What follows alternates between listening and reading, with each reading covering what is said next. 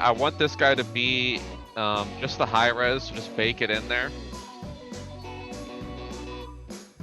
And you already have the first step done where we're working with the helix, right?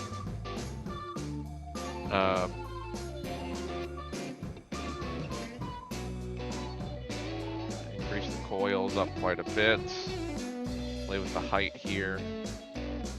You know, if you want this to seem like some kind of leather strap, if you want it to be like a nice flat strap, you can take this edge loop right here and delete it, and then you get like that flattened shape there that occurs. Or if you want it to be rounder, you know, you can definitely put some more subdivisions in there. You know, maybe you want like this middle piece to still be kind of flat, just kind of rounded a little bit on the ends there. That might not look too bad, right? But what I recommend you do here is sink it in, okay? Because normally when people have wraps like that, it's sunken into the wood. Like they have the wood carved out so that the wrap sits inside of it. So that's what I would do there. And you want to chop this stuff off. Don't let it like loop up like this and just dead end. Use that multi-cut tool. Let's go to the Skycam. What do you say, Skycam? Here it is over here.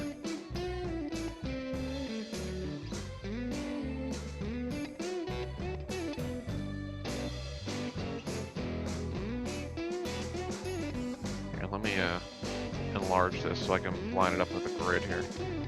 Give me some visual reference. So we can make this guy a certain size here, and then come over to multi-cut, and just kind of go from like grid point to grid point and get a nice straight line across it. And this is the little ninja slice technique, where it actually puts an edge loop around your model, nice and straight, and you can just kind of cut it off from there.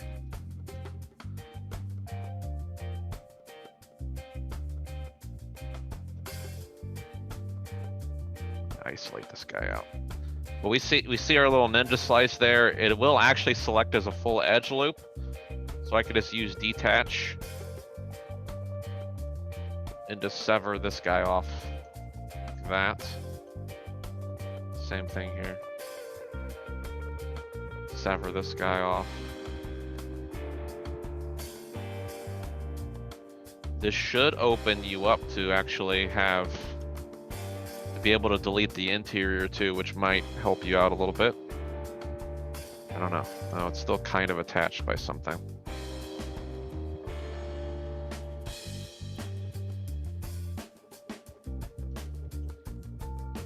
But anyways, this is the high res. The interior geometry doesn't really even matter. I could probably grab just some of these faces here and do a nice little delete.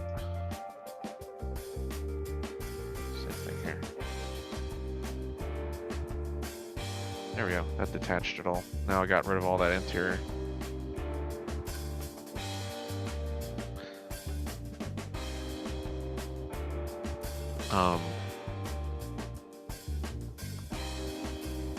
So this is, I mean, this is kind of what you want your handle doing.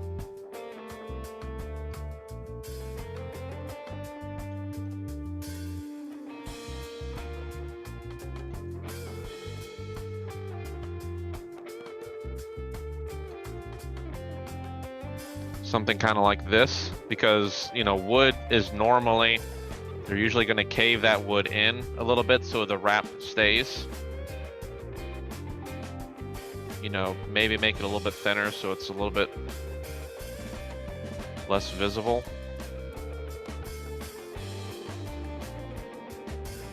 But they usually people try to do something like that where, you know, the wrap can kind of stay in place because the wood is modeled that way.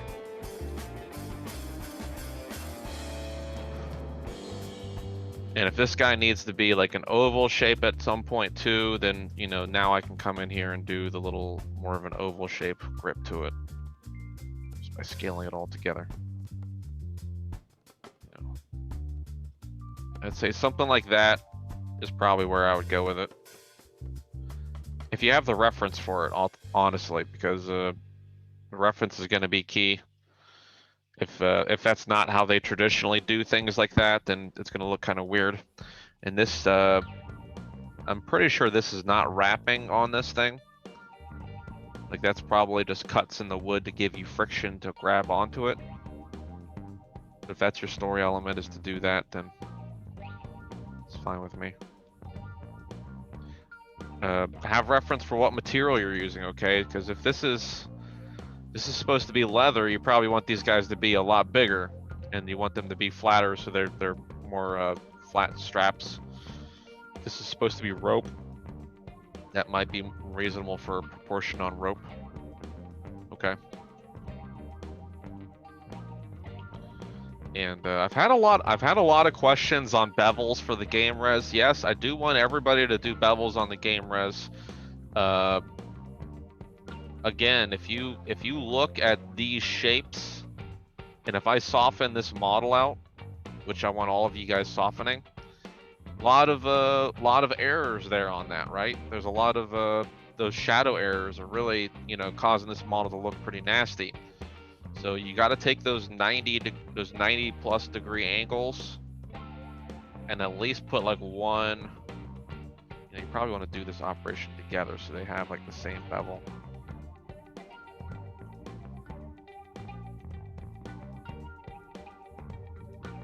And you'll see after that, we're not getting that shading error anymore. We are still getting it down here. We're not getting it up there. So bevels are really good. Cuts in the wood. You could just do it just like this if you wanted to. I would just make it less deep. But yeah, I mean, it kind of has like a little bit of a winding pattern in there. You just have to identify it as cuts in the wood though, and not like a strap. So, I mean, take a helix. Make another one here. Just real quick.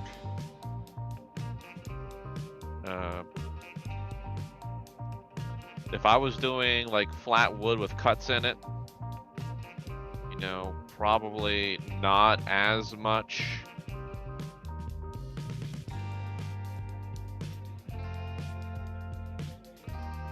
You know, a lot bigger, because people aren't going to put multiple cuts in this thing.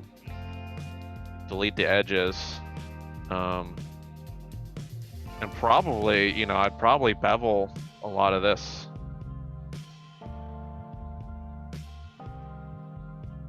Now, let me just do this together here.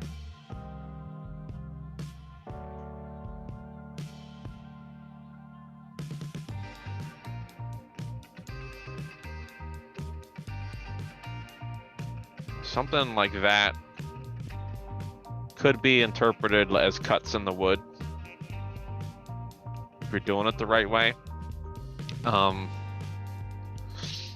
you know what you could do too is if you want it to, you know, you can make your stuff a little bit more chaotic by using like a deformer on it too. So let's say, for instance, this is cuts in the wood. We could do something like a lattice deformer on this guy. Let's bump this up to like 6. And just like take some of your shapes and kind of morph them. Get your soft select out here. My stuff is still too large. Get some soft selects and kind of make it seem like it's not straight.